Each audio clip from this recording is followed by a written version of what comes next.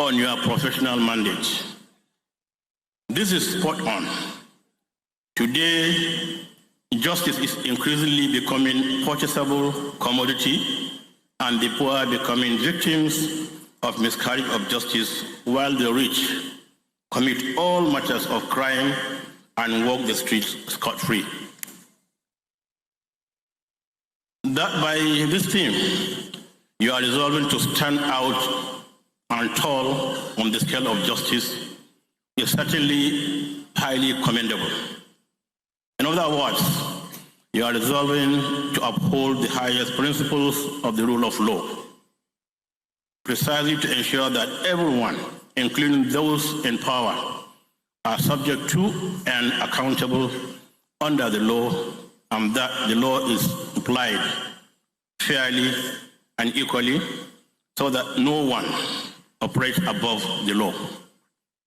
If you are able to do this, you would have addressed the core of the crisis of governance in this country. Law and learning are inseparable. At the core of the study of law is the knowledge of values, and justice is one of those core values that law is supposed to achieve. Justice is the foundation of stable human societies, and laws must endeavor to target justice as the ultimate objective. Going through the massive literature of the scholars of the Sokoto Caliphate of yesteryears, justice comes across as a core value of the establishment of any polity. It is worth recounting the one verse of the Holy Quran that keeps inspiring scholars of the Sokoto Caliphate in their discourse on law and society. And I quote that verse in the Holy Quran, Bismillahirrahmanirrahim. Believers, be upholders of justice and bearers of witness to truth for the sake of Allah, even though it may be against yourselves, against your parents and kinsmen, or the rich or the poor, for Allah is more concerned with their well-being. Do not then follow your own desires, lest you keep away from justice. If you twist or turn away from truth, know that the Almighty Allah is well aware of all that you do at all times. I understand that this verse you find at the entrance of the Harvard Law School in Cambridge, Massachusetts in USA. During this annual conference, it is my hope that you also find time to address some of the issues that are pertinent to the future of our society. These three things are particularly important. You will need to continue the efforts of law reform so that we can gradually decolonize our laws, bringing them closer to our values, our culture, and our history for relevance, efficacy, and sustainability. It is also my hope that we can find time to address the issues of social justice so that we can address the glaring inequalities in our societies and create a more integrated society with the kind of cohesion that can see us through these very tough times. The other issue is the access to justice. This is also very important, considering the increasing costs of litigation and the consequences of exclusion in matters of justice for the weak and the vulnerable. Most conflicts around the world were precipitated by exclusion, which elicits resentment and propels people to conflicts that I'm very aware of, having my military background, where I spent 31 years in the military. And my first posting from Nigerian Defense Academy was Enugu State. January 1978. I'm sure so many of you were not born by then. I was in Nsukka, and I find Enugu State as a home for me, and I always feel glad to come back. And that's why when the governor called me and said, "Relent, I will be coming," I said, "Inshallah." And inshallah means God willing. But one of our top emirs, a retired Major General Emir of Zulu, passed on last week. So I had to stay back and attend the burial ceremonies and other issues. When I called the governor and told him, "Excellency, I won't be able to make it," and he tried to say, "Oh no." So I said, "Oh yes." Because whenever there's a no, there must be a yes. And we are the ones that always believe things are possible. And as Almighty Allah would have it, this morning, after I finished what I was doing yesterday, I called the governor. No, I called the president first. I said, "Guess what?" You say, "What?" I said, "I'll be coming, inshallah, this afternoon. Since the opening is at 4 o'clock. After I finished what I was doing yesterday, I called the governor. No, I called the president first. And I believe we should all thank God for what the governor is doing, making Enugu a more habitable place for all of us.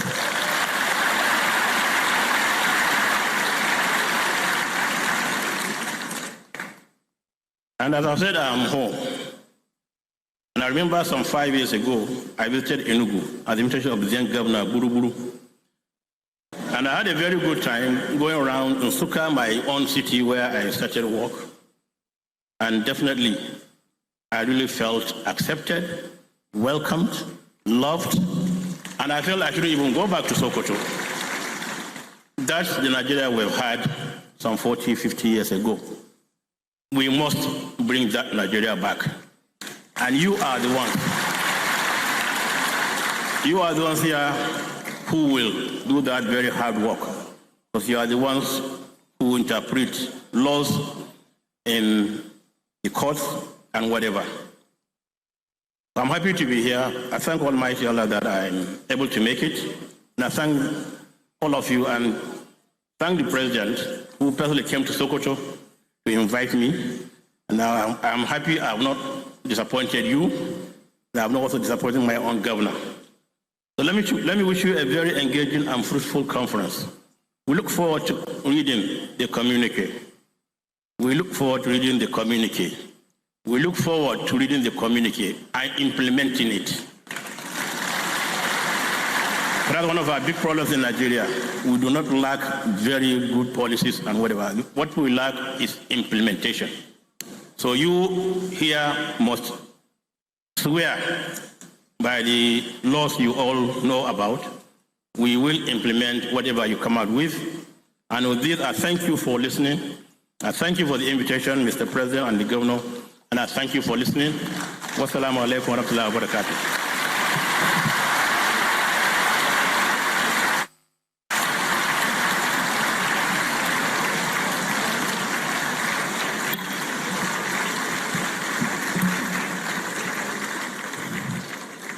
This is live coverage of the Nigerian Bar Association currently holding its annual General Conference 2025 in Enugu State, Southeast Nigeria.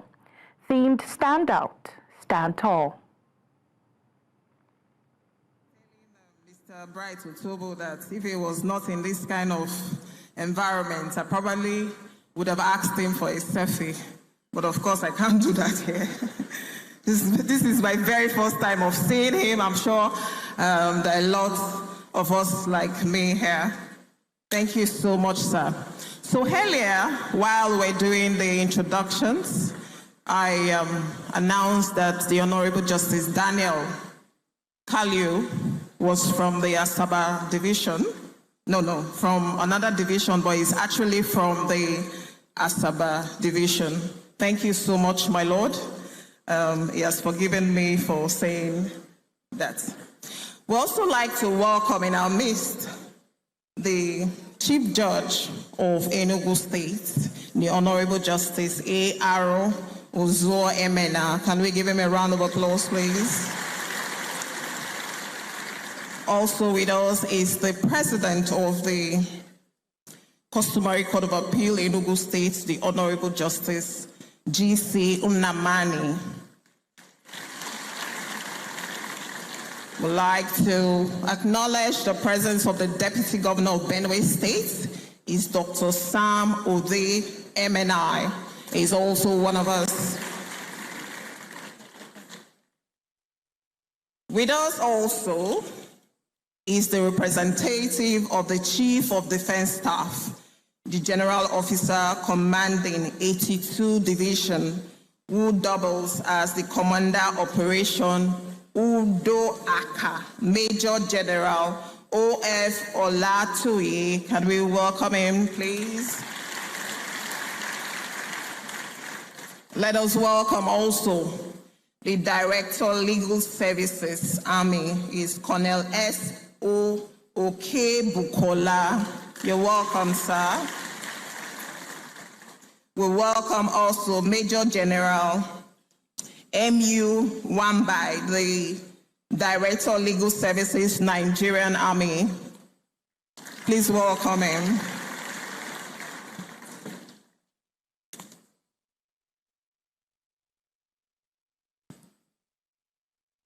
We'd like to welcome, for the welcome address, the Chairman of the Nigerian Bar Association, Enugu Branch, VC Odo Esquire, for 2 minutes. 2 minutes.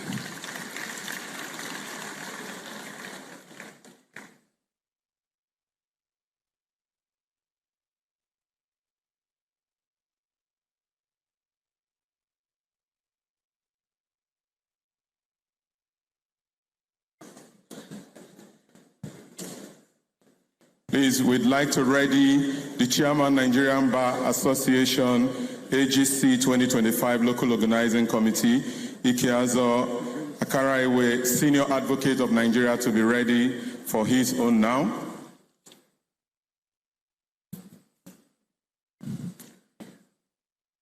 Your Royal Highness, the Emir of Sokoto, the chairman of this occasion, the Sultan of Sokoto, sorry, my lord.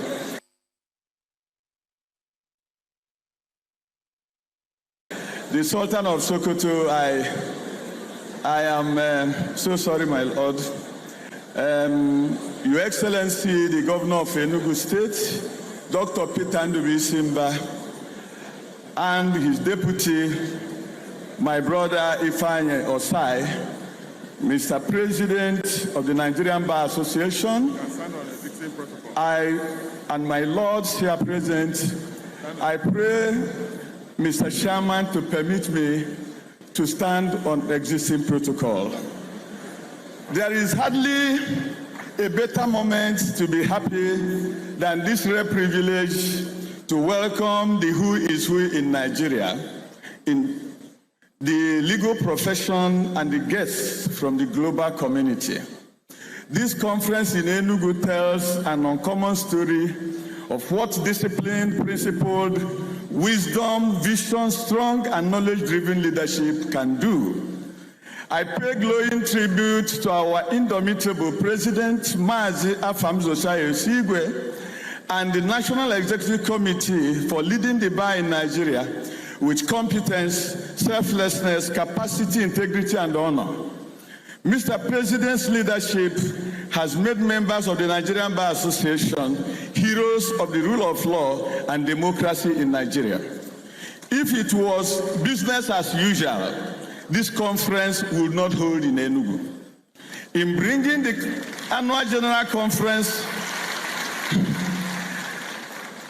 to Enugu 22 years since the last one held in 2003, the leadership of the bar and the annual general conference planning committee wrote, and I quote, "Consequently, and in alignment with the overwhelming position of NEC and the broader AGC, that is the broader membership, we are compelled to relocate the 2025 annual general conference to a state where constitutional democracy remains intact," end of quote.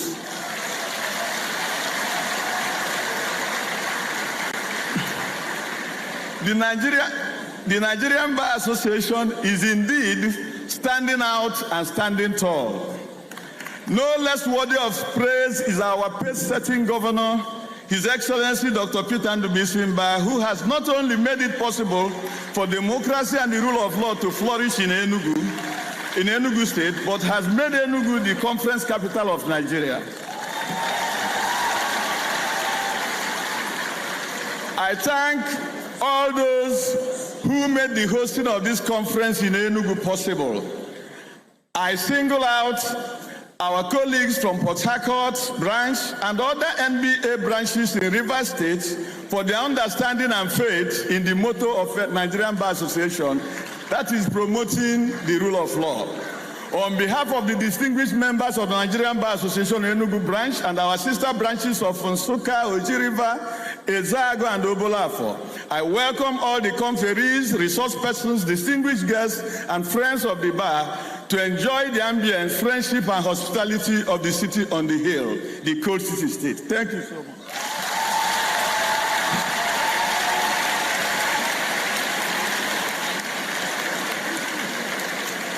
Quickly, we'd like to welcome the Chairman, Nigerian Bar Association 2025 Local Organizing Committee, Ikeazo Akarewe, Senior Advocate of Nigeria, for his welcome address.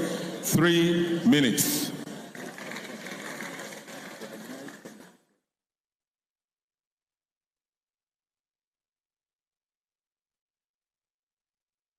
Your Excellencies, my lords, spiritual and temporal, distinguished ladies and gentlemen, all salutations duly observed. This conference was originally slated for Port Harcourt. As at September last year, it was known that the conference will be hosted in Port Harcourt. However, it was shifted to Enugu in April this year. Between April and now is 4 months. In 4 months, we have done what others usually do in 12 months. We thank our governor, Mr. Mba, who more or less built this international conference center within 1 year and 8 months of his becoming the governor. We would not have been here but for this international conference center, which is the best in the country. We thank President Afam Osigwe for the courage in appointing Enugu the host of the conference. The decision of the president of the NBA to move the conference from Port Harcourt to Enugu in the face of the egregious decision to appoint a military administrator of Rivers State will go down as one of the most courageous decisions by a president of the NBA. We thank the chairman of the CPC, Dr. Emeka Obegulese, for his exemplary leadership. In view of the shortness of time between April and now, I am the first to admit that there will be some lapses in the organization here and there. And I apologize on behalf of my LOC for any lapses. But we just request you to remember that 4 months to do this job was really short, whereas others have more than 4 months. We give thanks to the Almighty God who has helped us greatly. I would like to conclude by to just let you all know that Enugu is a beautiful city, one of the most beautiful in the country. Enugu was founded in 1908. And Enugu means on top of the hill. It's actually Enugu, on top of the hill. And it was a huge farmland. The villagers from the surrounding communities used to climb up the hill to farm in Enugu. Unknown to them, the black material which used to come out of the soil as they farmed was coal. But the British colonialists, as they went through the nation, they traversed the nation, they observed that black solid stuff and realized it was coal and began to mine it. And the coal attracted so many and the city of Enugu came into being. The earliest suburb of Enugu is known as the coal camp. And the port in Port Harcourt was built to export the coal in Enugu. And the port was named after Mr. Lewis Harcourt, the secretary of the colonies in England. We welcome you. Before I sit down, I must recognize President Mrs. Hairat Balogun, who is one of our leaders at the bar, the first woman to be General Secretary of the bar. And how can I sit down without recognizing a former chairman of Council of Legal Education, one of our most senior lawyers? Certainly, he was called to bar before I was born. J.H.C. Okolo, S.A.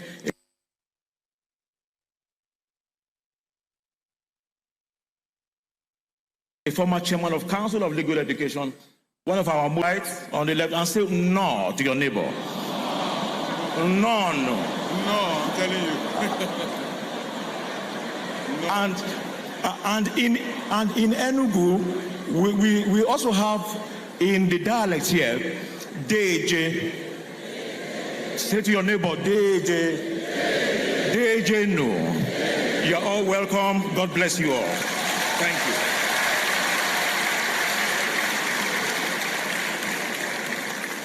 Quickly, we'd like for the welcome address, the chairman, the Annual General Conference Planning Committee, Chief Emeka Ebekelu, Senior Advocate of Nigeria.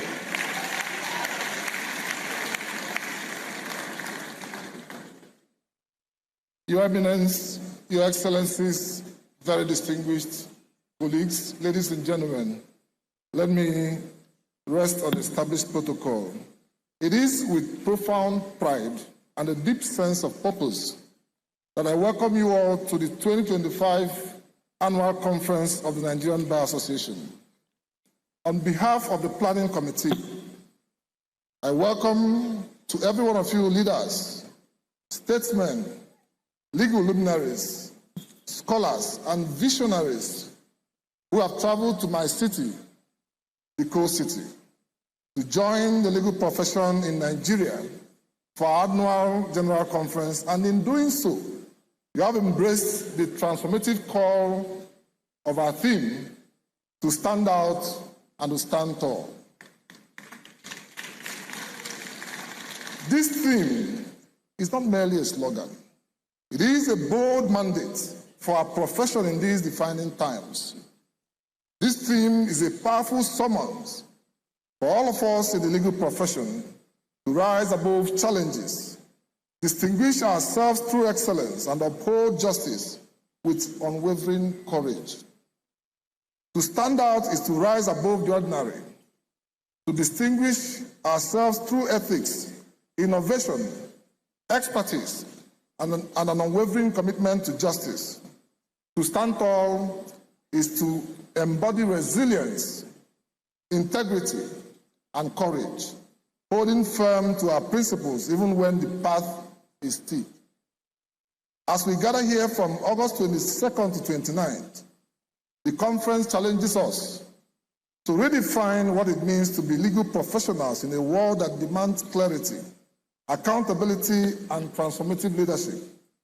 We are here to redefine the role of the law in shaping a just and equitable future, drawing inspirations from the leaders amongst us who embody what it means to stand out and to stand tall. Today, we are privileged to have a keynote speaker, Mr. Julius Malema.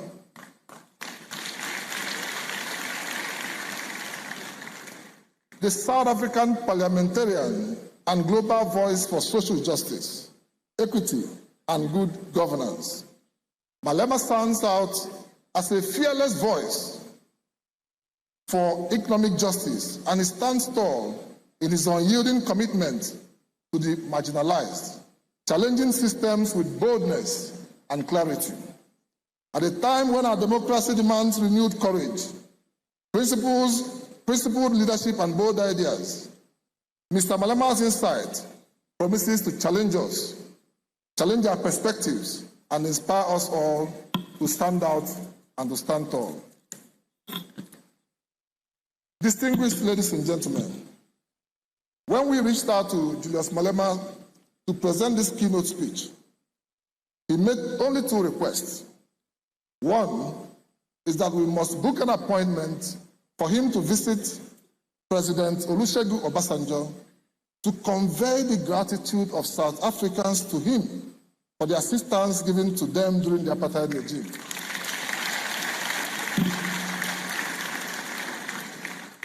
He also made a second request that we should arrange for him to pay a visit to the family of late Ken Saro-Wiwa to enable him pay his last respects to the memory of Ken Saro-Wiwa.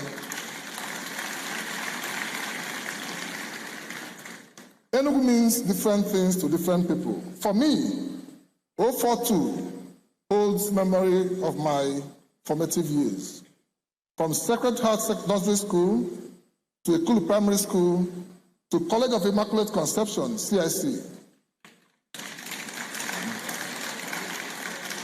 Before my law training took me to Anambra State, Enugu, with its rich history, is a perfect stage for this clarion call.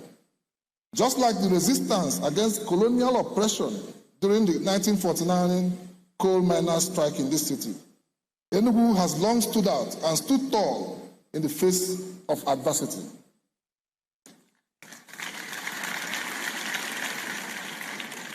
As the capital of Eastern Nigeria, Eastern region, Enugu was a crucible for legal and political aspirations, shaping Nigeria's constitutional and judicial landscape. Today, Enugu is home to the pioneering Faculty of Law at the University of Nigeria, Enugu campus. Enugu continues to stand as a beacon of legal excellence. Hosting this conference here is therefore a testament to its legacy of resilience and leadership, inspiring us to embody the theme in our deliberations. It challenges us to stand tall in defending justice, just like Enugu coal miners stood tall against exploitation in 1949. We must stand firm against corruption, against inequality, ensuring and against impunity, while ensuring that our courts remain temples of justice. The theme also compels us to stand out and stand tall together. The legal profession thrives on collaboration, and this conference offers for us unparalleled opportunities to connect, share knowledge, and forge partnerships. From networking events to social gatherings, let us build a community that amplifies our collective impact, reflecting the unity symbolized in our conference logo, unveiled on the 25th of November 2024. For us as lawyers, under the leadership of Afam Osigwe, this theme calls on us to stand tall for Nigerian economy. We understand clearly that there can be no wealthy lawyer in a poor economy. The NBA has taken the lead in patronizing conference bags made by a Nigerian company as a signpost of our commitment to the growth of this economy. And this is because we know that our prospective clients in a buoyant economy will have no difficulty complying and embracing with the Remuneration Order 2023.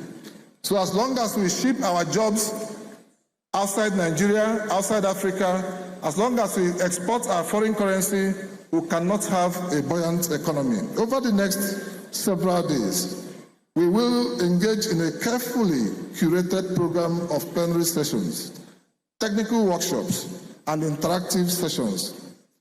These will explore not only pressing legal issues, from constitutional reforms and judicial independence, to emerging areas like artificial intelligence, climate law, but also the practical challenges of legal practice in a rapidly changing world.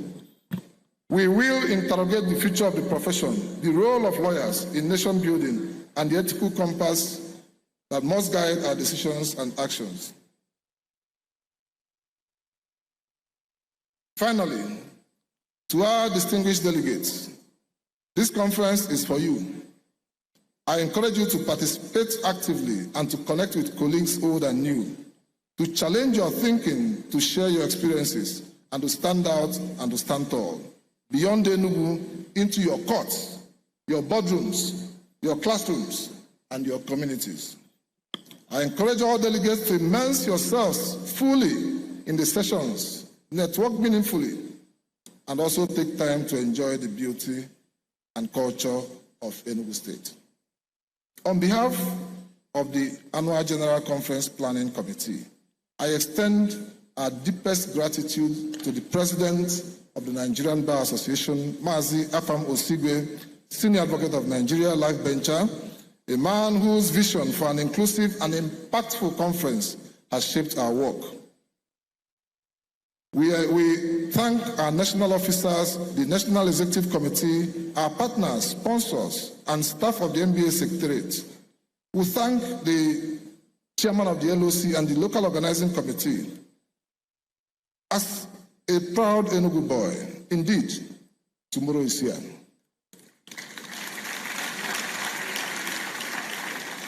We thank the man who has demonstrated the power of transformative leadership. Governor Peter Mba planned and executed this conference with us.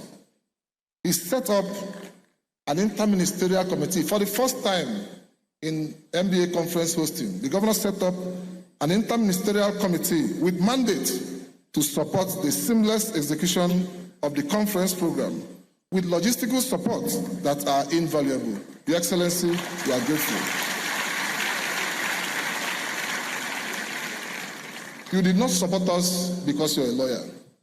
You supported us because you understand the economy of conferences, and that by supporting us, you are supporting your state. We encourage your vision, and we thank you for the support. Your Excellencies, distinguished ladies and gentlemen, on behalf of the Planning Committee for this conference, we offer our unreserved apology for any defects you might have observed in the plans leading to this conference. We are mere humans, but we appeal to you to find a place in your heart to understand that it took 4 months in a city that has never hosted conference for the past 23 years. What the team and the governor did is nothing short of miracle. I urge us to keep standing out and to keep standing tall. Thank you very much, and may God bless us.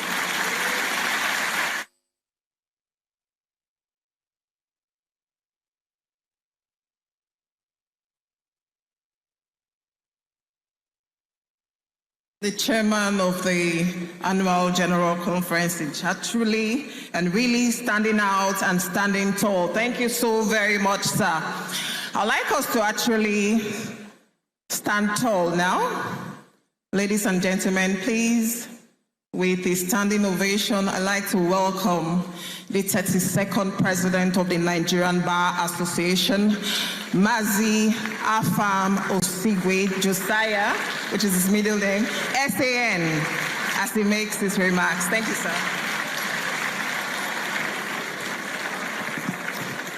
Thank you so very much. Please sit. I would have loved to adopt the already established protocol because Mr. Julius Malema, our keynote speaker, has to leave here this evening in a short while because he has to catch a plane back to South Africa.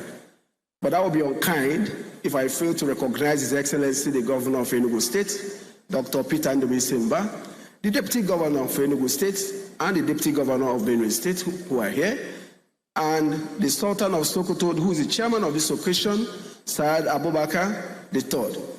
If you're looking at his dressing, you may be forgiven for not knowing that he retired as a general, brigadier general in the Nigerian Army. And Mr. Malema, our acknowledge some more when I present my address. And distinguished colleagues, please, everybody is special to us and you're duly recognized. But I'm also personally recognize the GOC 82nd Division, General O.T. Olatoye, yes, who is also here in his personal capacity as well as representative of the Chief of Defense Staff. All protocols are hereby duly adopted. I address you with great honor and joy at this opening ceremony of the Nigerian Bar Association Annual General Conference here in the host in the historic and lively city of Enugu. Enugu is fondly referred to as a coal city. It is a treasure trove of history, culture, and natural beauty. It is a city built on hills and surrounded by crouching hills. Breathtaking waterfall, intriguing caves, scenic beauty, and some of the best local eateries for serving oba, abacha, achicha, fio, and many other local delicacies. Of course, not to be forgotten are the Udi, Enugu Ezike, and Egbe Etiti palm wines. Enugu holds a special place in the country's development, playing a significant role in the coal mining industry that once flourished here.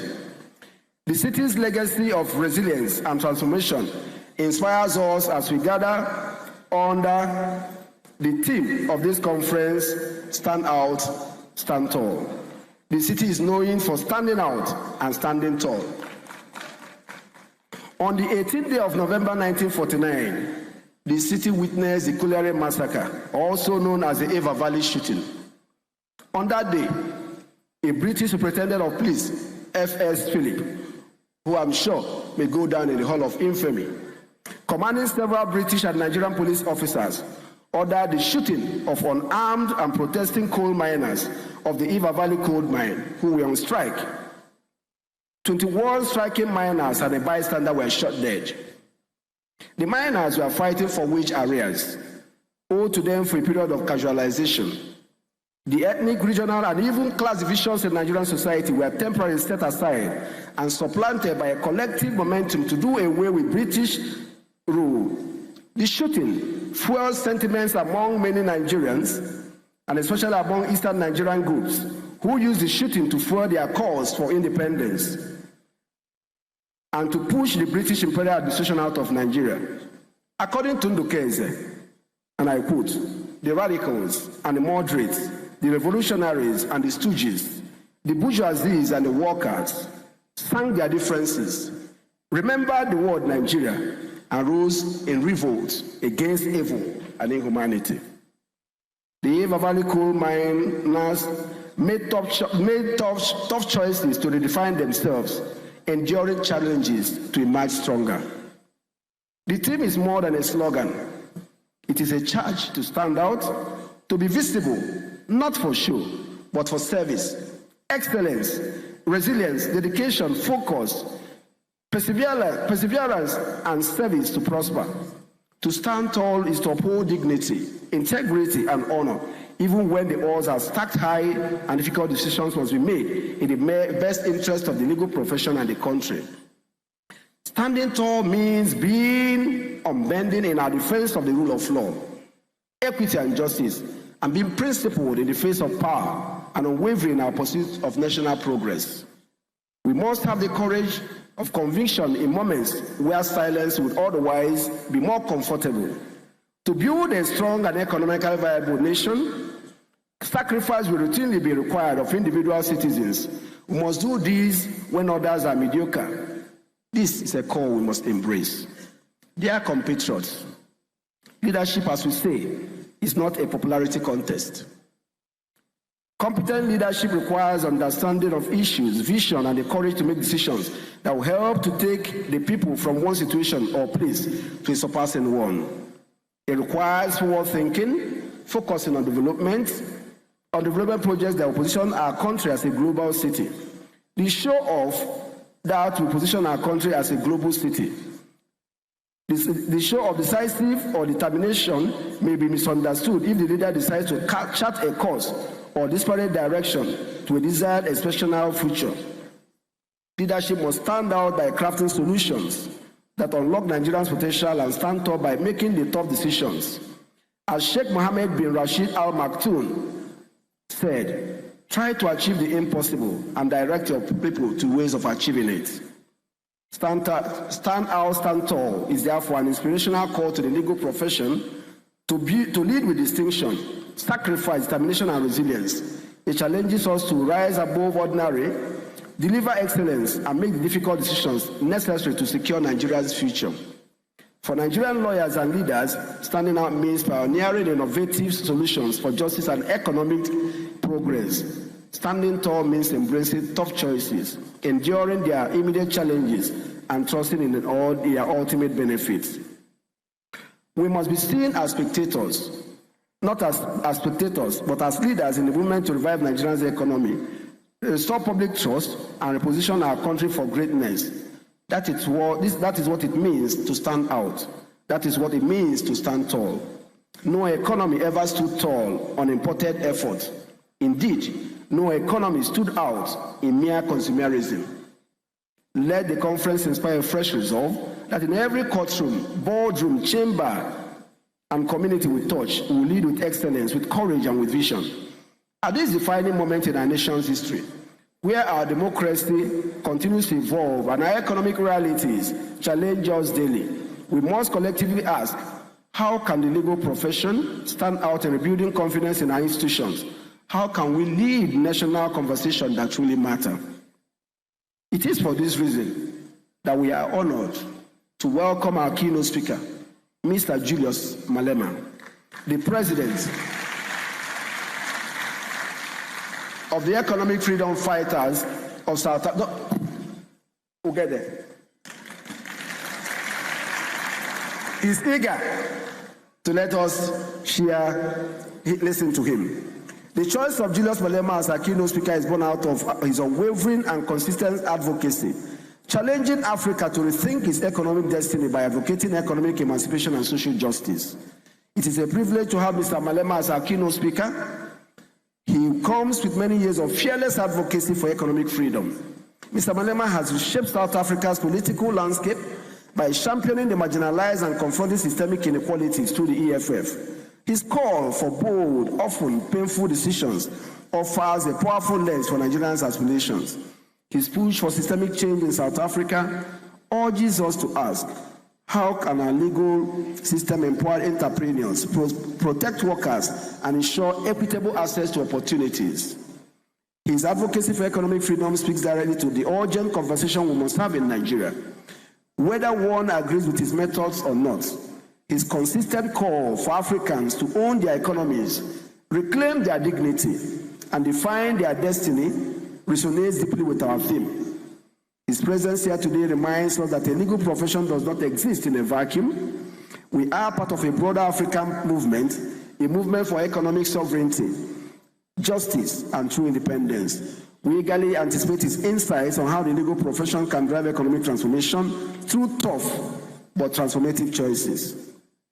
Nigeria must make serious decisions for economic growth, and this include anti-corruption measures, regulatory overhaul, investment in infrastructure, technological innovations and digital literacy, diversification of the economy.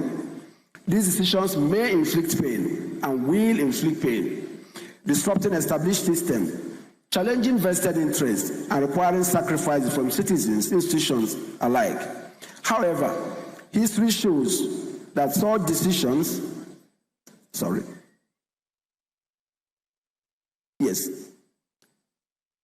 history shows that such pain is often the precursor to poor progress.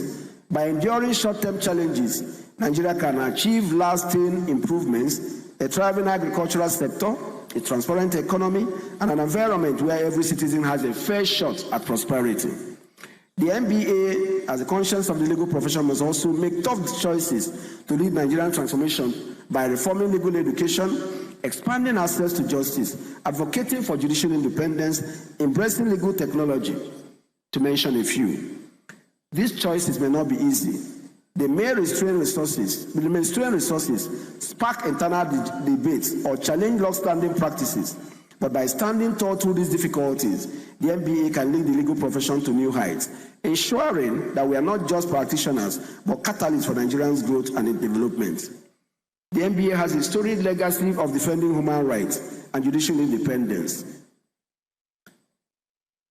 I particularly, therefore, in ending my address, acknowledge the support and presence of our host governor, Governor Peter Ndubuisi, who did everything possible to make sure that today has become the reality it is.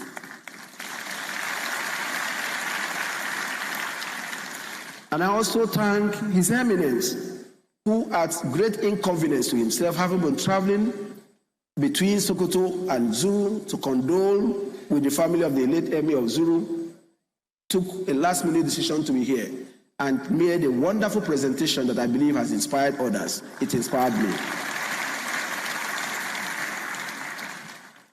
Your Eminence, we are very grateful. And numerous other dignitaries who have made this day the beautiful day has become. We can't thank you enough. I once more warmly thank our distinguished keynote speaker, whose bold decision for economic justice and African unity will help set the tone for conversation on how we confront Nigerians' economic challenges. I extend my heartfelt gratitude to the NBA Annual General Conference Planning Committee, the leadership of the NBA Enugu branch, the local organizing committee, and all the other branches in Enugu State. Your dedication has created a platform for us to reflect, inspire, and act. Over the next few days, we engage with thought leaders from law, governance, economics, technology, and civil society, and encourage us to participate. Let this city inspire us to embrace the difficult decisions like the Eva Valley coal miners, that we unlock Nigerians' economic potential and strengthen our profession, knowing that the pain of today will yield the prosperity of tomorrow. May our deliberations be bold, our resolutions transformative, and our commitment to justice unwavering. I welcome you all once again to the 2025 Annual General Conference of the Nigerian Bar Association. Let us stand out, let us stand tall, and let us move Nigeria forward. Thank you, and may God bless all of us.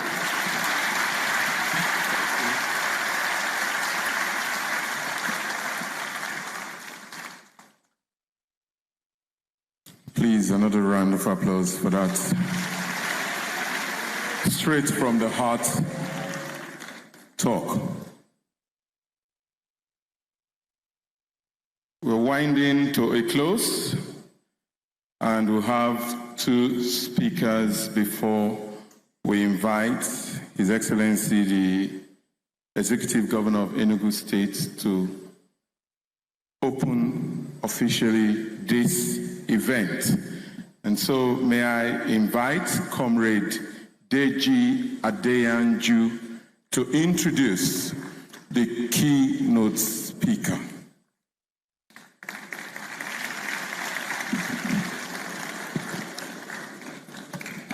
Good afternoon, everyone. First, let me appreciate His Excellence for making out time to join us here today, and also the Executive Governor of Enugu State and leaders in the profession, all protocols duly observed. My job here today is very simple and also very hard at the same time. Simple because I've been saddled with the responsibility of introducing a man, a Pan-Africanist, a true son of Africa that I can resonate with. I resonate with his ideology, but very difficult at the same time because I've been given less than 2 minutes to make such an introduction. So indeed, it is a Herculean task. Here before us today at the Annual General Conference is a man, a true son of Africa, a Pan-Africanist, a shining light of resistance, whose exploits at promoting transparency, constitutionalism, accountability, and rule of law are too numerous to mention. He continues to fight against inequality, corruption, oppression in South Africa. His loud voice of reason continues to echo across the continent. He continually agitates for South Africans to see Africans as their brothers and not their enemies. He is a powerful voice, not only in South Africa, but on the continent and globally. Julius Malema is our keynote speaker for the annual conference, and he brings his wealth of experience as a resistant and a movement leader in South Africa. He was the former president of the ANC Youth League, and he is the current president of the Economic Freedom Fighters in South Africa, a movement and a political party that resists oppression and corruption and continues to challenge unconstitutionalism in South Africa. His sacrifices in South Africa and the continent has come at great cost of arrest, persecution, and intimidation. But Julius Selo Malema continues to stand tall. Join me as I welcome this true son of Africa, this Pan-Africanist, and a man for all seasons, Julius Selo Malema.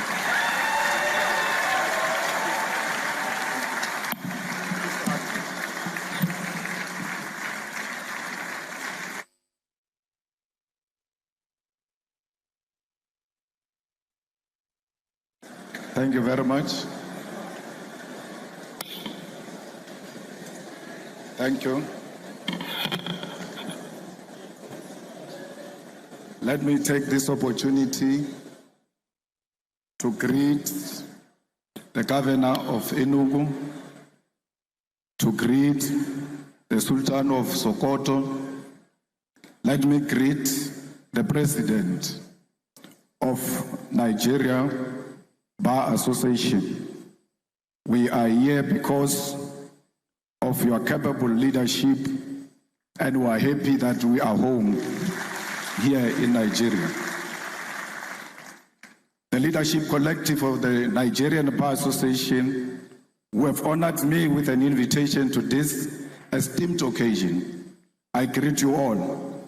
I further greet all members of the Nigerian Bar Association who are present here today, representing the legal fraternity of this great country, which remains a friend and ally of South Africa and her people. I'm humbled that you saw it fit to invite me to give an address to annual general conference, and by extension, that you saw it necessary to invite the EFF to give this keynote address. I imagine it was not an easy for a group of members of the law profession to reach consensus on who will address them, because your profession by nature is one of robust debate and contestation. So I understand here today. I stand here today proud because I know I'm a product of a robust debate and agreement by people who find it difficult to agree amongst themselves. Comrades and friends, the link between the legal profession and the cause for liberation cannot be separated. Because just like us, you are instruments of justice. While we wage our battle for freedom in the picket lines, through activism, protest, and participation in governance, it is you, the members of the legal profession, who interpret the laws we make, who practice the justice we seek to achieve, and who fight tirelessly for those who cannot defend themselves in the courts of law. It is a profession characterized by sacrifice, intellect, and a commitment to interpretation of the past in order to achieve justice, fairness, and victory in the present and future. For the activists, we have a history and dialectical materialism to guide us into leading society towards a better tomorrow. And for the legal profession, you have indigenous law, common law, case law, the Constitution and statutes, an objective reality to achieve not only personal victory, but to establish collectively laws that will govern others for decades to come. Our duty, however, and primary responsibility is not to maintain laws simply because they exist as they are today. Our duty is not to be instruments of injustice and neocolonialism. It is to be agents of change, and this demands of us to be brave enough to identify unjust laws, speak out, and form part of those that work tirelessly for our judiciary to be of service to our people. I say this not to encourage anarchy or lawlessness, but to draw us back to the difficult truth and reality that at times the laws has been used as a weapon of oppression. It has taken lawyers and activists to walk side by side, hand in hand, to stand up against laws that perpetuate the undermining of the dignity of the people. And we must all be alive to this history and this possibility today. This becomes even more important for us as Africans because for centuries, our very existence has been unlawful in the eyes of the oppressor. Our indigenous laws have been treated as inferior to Roman Dutch law or English law. To be an African has meant that for generations, we are not worthy of the laws and the rights that make us human beings. And for that reason, it was legal to abuse us, to enslave us, to steal our mineral wealth and oil, and to destroy and kill our heritage, history, and even our lives. The legal profession you belong to, the political system we belong to, the judiciary and parliaments were created without us in mind. They were crafted at our exclusion and built to sustain our suffering. We now sit in the corridors which were built to break the back and the soul of African people. The demand then from those who died at the hands of this institution that we now serve is that we transform them so that they become instruments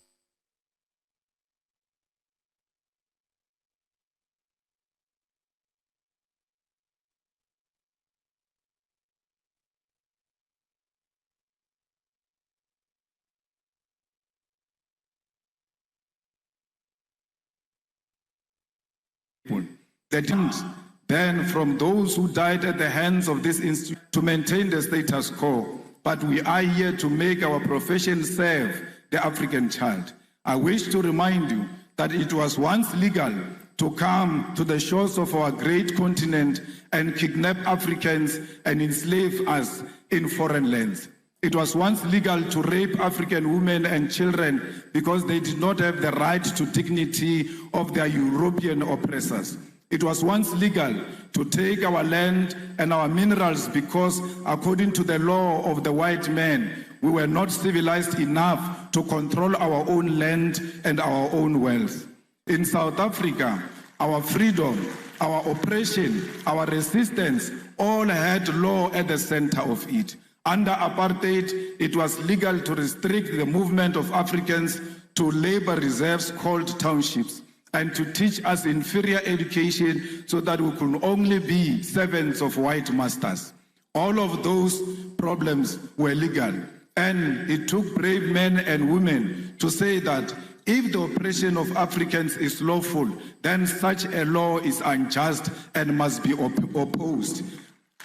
Today, as our continent is troubled by corruption, leaders who utilize state machinery to sustain their rule at the expense of the poor and the African lives in abject poverty. A question we all ought to ask ourselves is whether the time for the legal profession and the activists to once again stand up for what is right.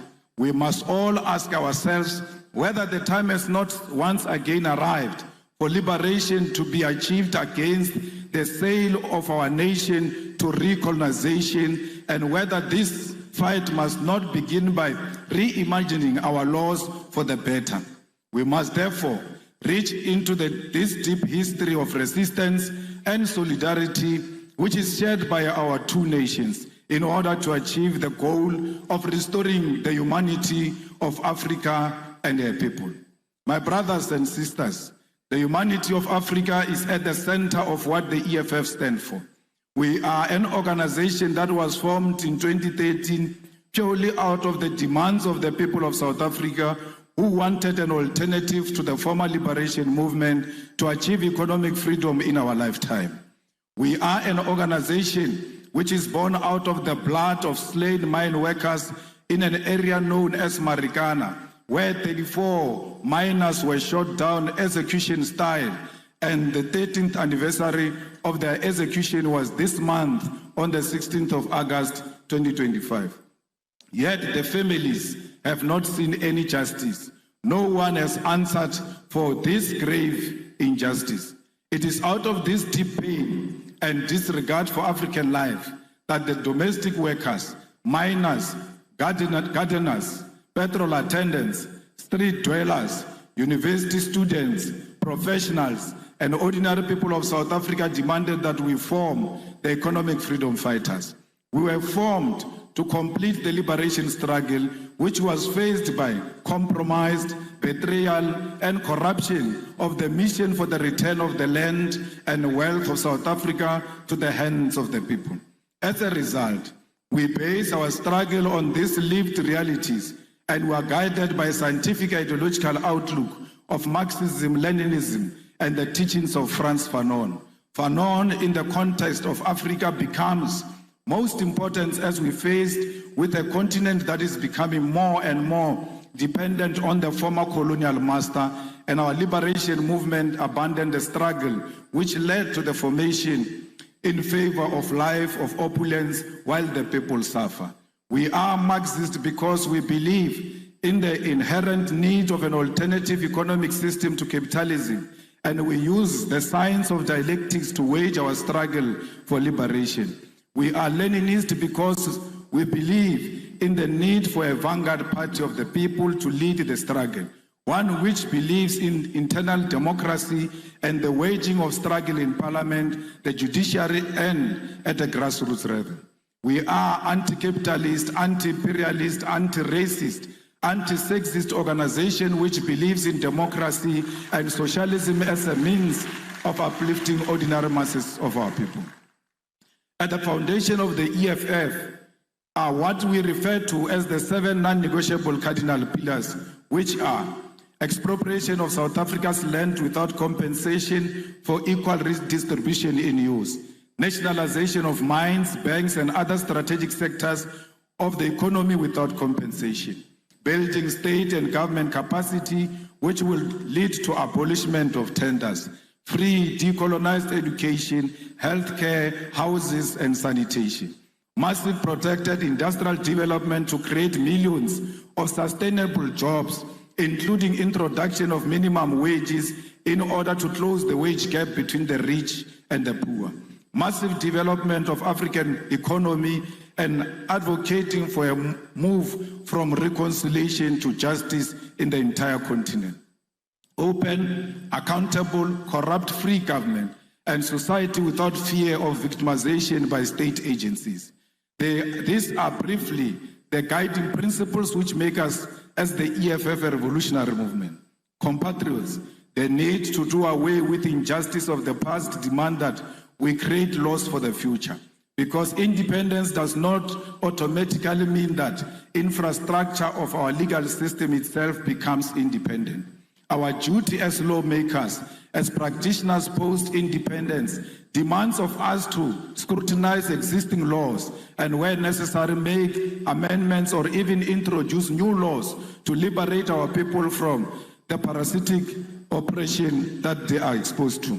The EFF, which has been in Parliament of South Africa since 2014, is engaged in this practice, and we have been able to implement our vision, mission, and identity into our approach to governance and lawmaking. A few examples of how we have interpreted what needs to change at the level of governance and legislation in South Africa to enhance the cause for liberation is the introductions of the bills that were put before Parliament. The nationalization of the Reserve Bank Bill, which seeks to place full control of South Africa's Reserve Bank, particularly monetary policy, in the hands of the state. Further to this bill introduced by the EFF in Parliament seeks to broaden the mandate of the Reserve Bank in South Africa, which currently has private shareholding, towards alleviating unemployment and capping economic stagnation, which is due to the Reserve Bank conservative and financial sector-orientated policy outlook. The Public Finance Management Amendment Bill will in South Africa deal with a problem facing the whole continent, and that is the unregulated borrowing of the money by our government from the World Bank and the International Monetary Fund. This bill, which we have introduced as the EFF, will require that National Treasury in South Africa first seek approval from Parliament to source foreign loans and establish transparency regarding such loans and their conditionalities. The debt trap of Africa to our foreign colonizers must be stopped, and that begins by regulating these loans that our leaders commit future generations to, because they will not be there when the colonizers come to collect. The Student Debt Cancellation Bill is a piece of legislation introduced by the EFF to ease the debt burden of young students who cannot access their qualification, seek employment using their qualification, or pursue postgraduate studies because their qualifications are withheld due to debt. Student debt is an obstacle to the youth who have no source of income because they cannot access their degrees, and equally cannot generate a source of income because they cannot prove that they are qualified due to their qualification being withheld. The need to unlock this qualification possesses a major opportunity to grow our expertise in our country and promote education to be at the center of our developmental objective. Insourcing Bill seeks to do away with the exploitation of labor brokers and consultancy firms which are draining the public finance of government in South Africa. In our country, the most basic of service which ought to be conducted through internal capacity are done on contractual basis and at inflated prices. The policy of outsourcing is at the center of corruption as politicians establish companies to provide services such as cleaning, security services, accounting services, maintenance services, and many more to government at a ridiculous rate. How can you issue a tender to buy toilet paper? How come Director General doesn't know where the toilet papers are being sold and go and buy the toilet papers himself instead of issuing out a tender that is unnecessary? There are certain things that can be done by the government without involving the outside players. We don't want alcohol advertised in South Africa because they advertise alcohol through the means that is not a true reflection of alcohol. Why are you not advertising alcohol with drunkards and show people what alcohol will do to them? It cannot be that alcohol is advertised only with beautiful people at the beach. It must be a true reflection of what this will do to you.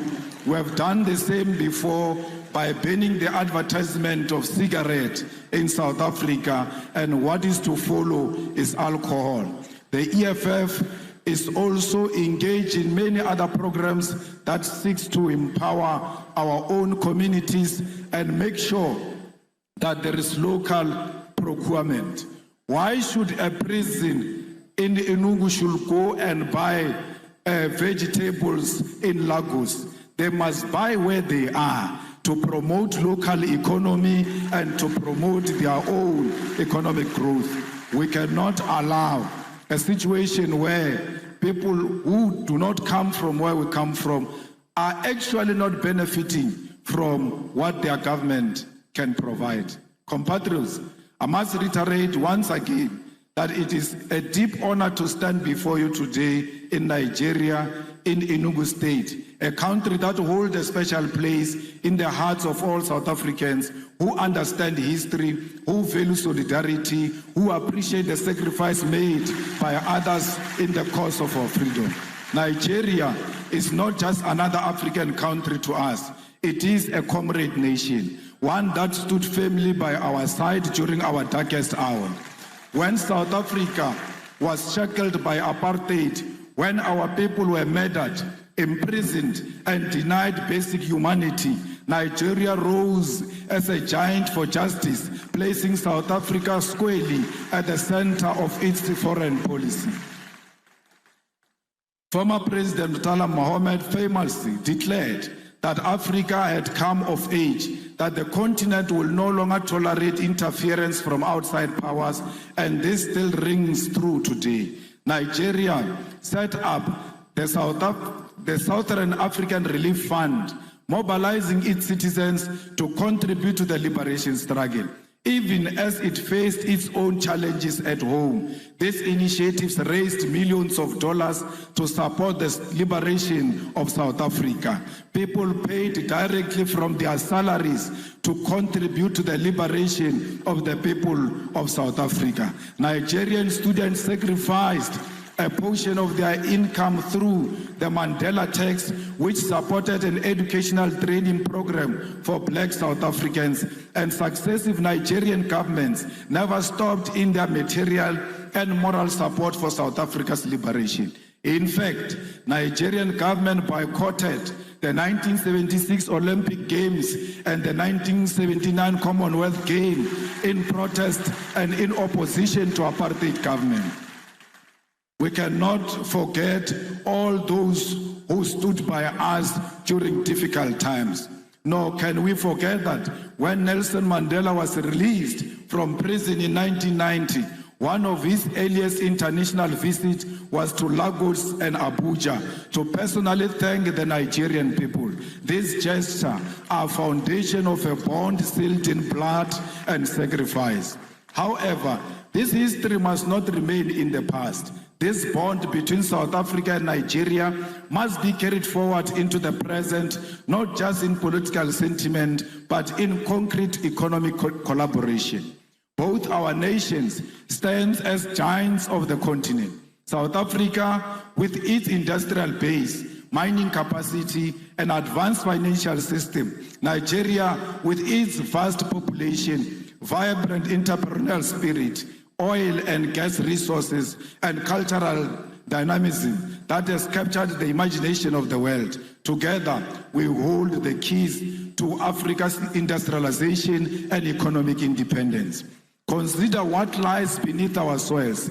Nigeria is blessed with abundant oil, natural gas, and growing agricultural sector. South Africa holds some of the richest deposits of platinum, gold, manganese, and coal in the world. Combined, we possess the minerals that power modern technology, the energy resources that fuel global industry, and the human capital to build a self-sufficient continent.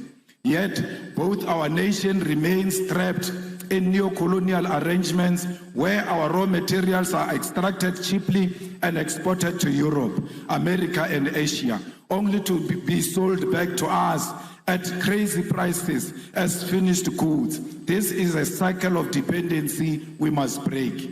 The path forward is clear.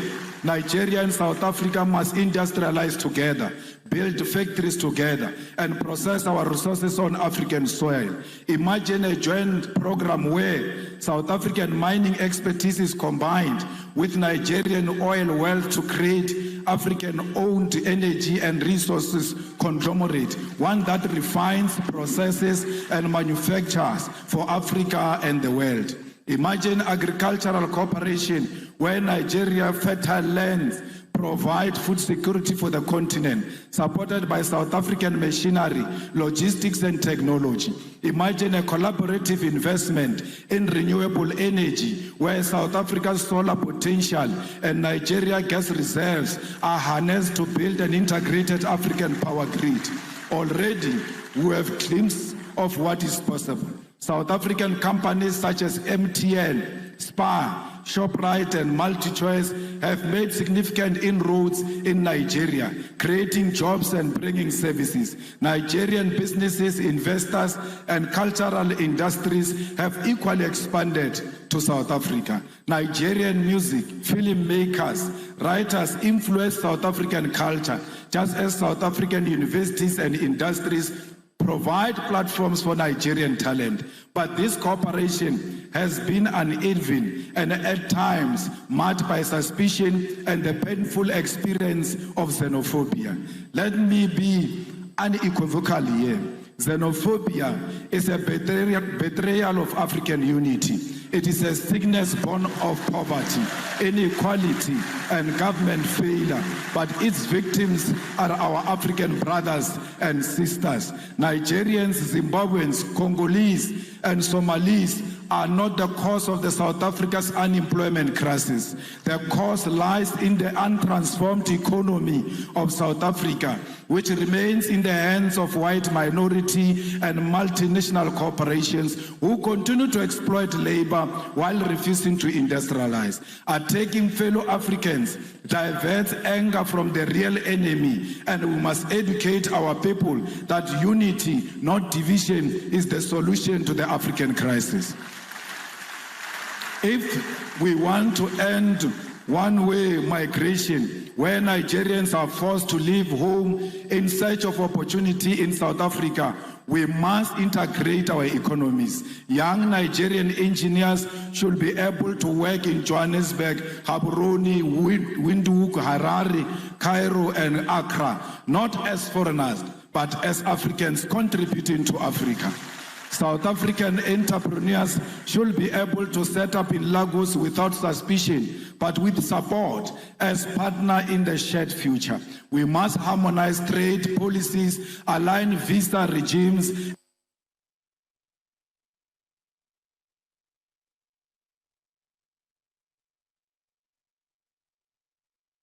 and build continental infrastructure that connects our people. We actually do not need a visa. We don't need a visa between South Africa and Nigeria.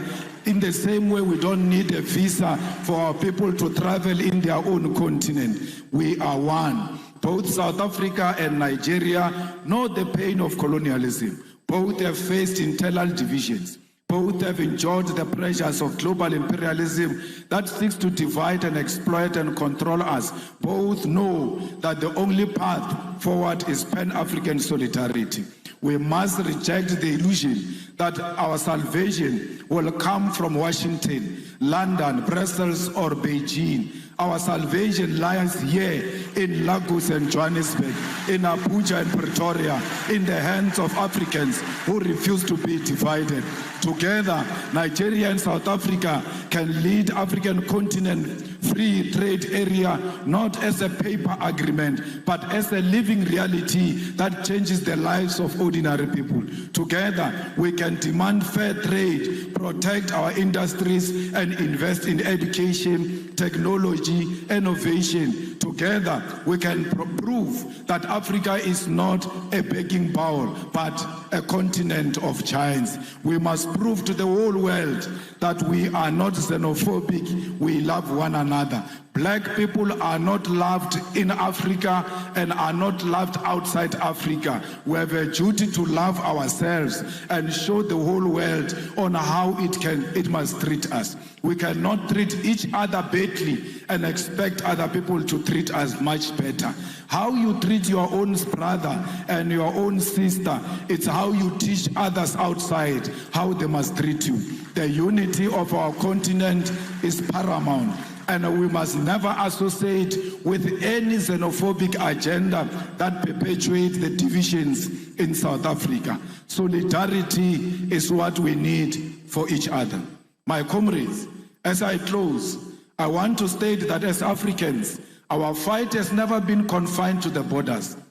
From the very beginning, the struggle of South Africa against apartheid, we knew that suffering of one oppressed people anywhere in the world is the suffering of all oppressed people everywhere.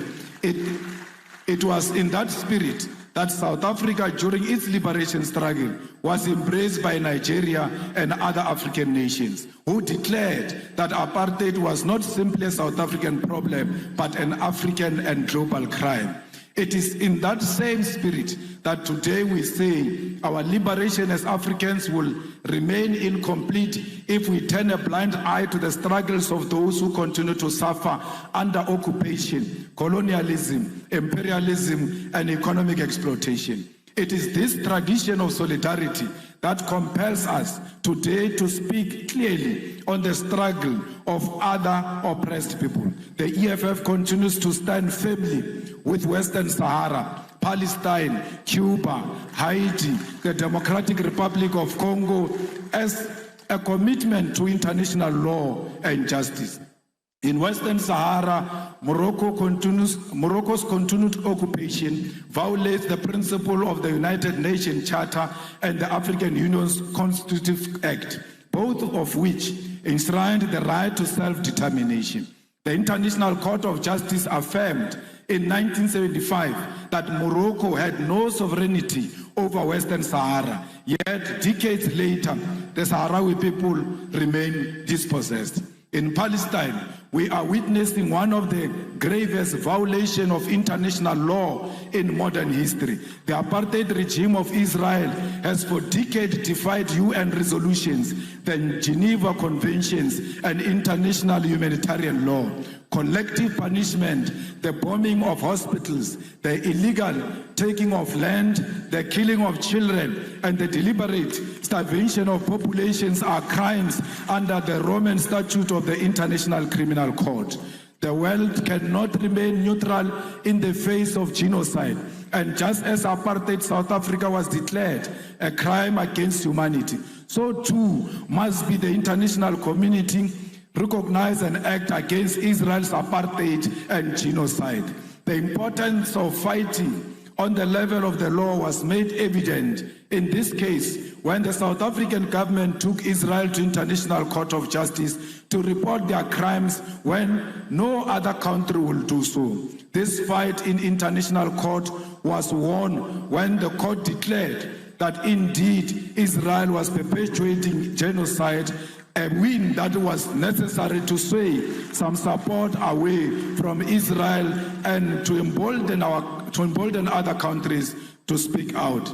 This fight also led to the International Criminal Court to issue a warrant of arrest for the Israeli Prime Minister Benjamin Netanyahu and his Minister of Defense for war crimes. This is the power of the legal fraternity in the global fight for the oppressed. However, the ICJ pace is slow and final judgment on charging Israel with genocide has not occurred yet.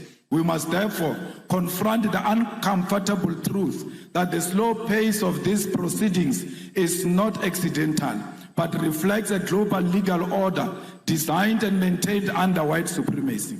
International law is swift and ruthless when prosecuting leaders of the global south, yet hesitant and cautious when dealing with crimes committed by Western powers or their allies.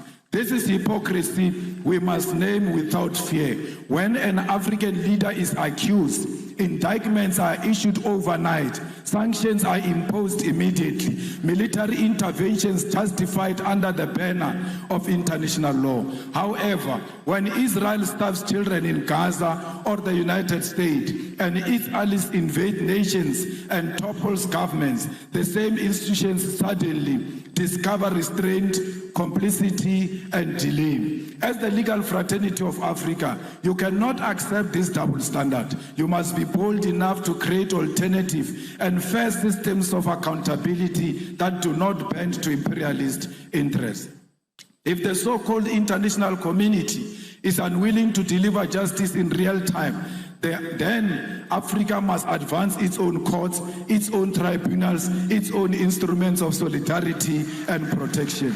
Just as we build liberation movements when colonialism denied us freedom, so too must we build new legal institutions when the existing ones fail us. In Cuba, for over 60 years, the United States has imposed an economic blockade in contravention of international law, including the principle of non-interference and the sovereign right of nations to choose their social and economic system. Despite this, Cuba has demonstrated a profound commitment to human solidarity, sending doctors across the globe, including to Africa, welcoming Africans into their classrooms and participating in the liberation of the oppressed. Cuba never sent their soldiers anywhere to kill anyone. Instead, they send their doctors all over to go and save life. The tragedy of Haiti is one of historical injustice. Haiti's revolution was first declaration of black freedom in the modern world, yet it was punished with centuries of economic sabotage and enforced debt. Contrary to any principle of justice, Today, Haiti suffers from foreign interference, the denial of sovereignty, and the imposition of external governance. International law demands reparation, debt cancellation, and the withdrawal of foreign forces so that Haiti can govern itself in dignity. We have seen DRC not experiencing peace because of its mineral resources. We must stand with DRC and demand that there must be permanent peace in DRC and everywhere else in Africa. Because DRC without peace, it will never experience economic growth. We are because DRC it is. We are the people of Southern Sudan. We must make sure that no single corner of Africa there are guns where Africans are killing each other. Africans must always be together against the enemy forces who want to exploit our country. We are here today to reclaim our land. We want the land of Africa to be returned to Africa because it belongs to the Africans. We want the minerals of Africa to be returned to the Africans because that's where they belong. We want to build industries in Africa and process our minerals here in Africa. We've got the capacity. We must never allow the imperialist forces to divide us in order to take our minerals from us. We demand one Africa. We demand borderless Africa. We demand Africa with one president, with one currency, with one military command, with one parliament, because we know the currency of Africa will be much more stronger against the American currency. We don't care what Trump thinks of us. He will never choose a policy position for Africans. We are not subject of Trump. We must refuse to be subjects of Trump. We must stand together as the world changes and show the world that Africa is one and Africa is equal to all nations, to China, to Russia, to America. We are not just a small nation. We are a big nation. We are not a dark continent. How can we be dark when we've got diamond that is shining amongst us? We are a shining nation. I thank you.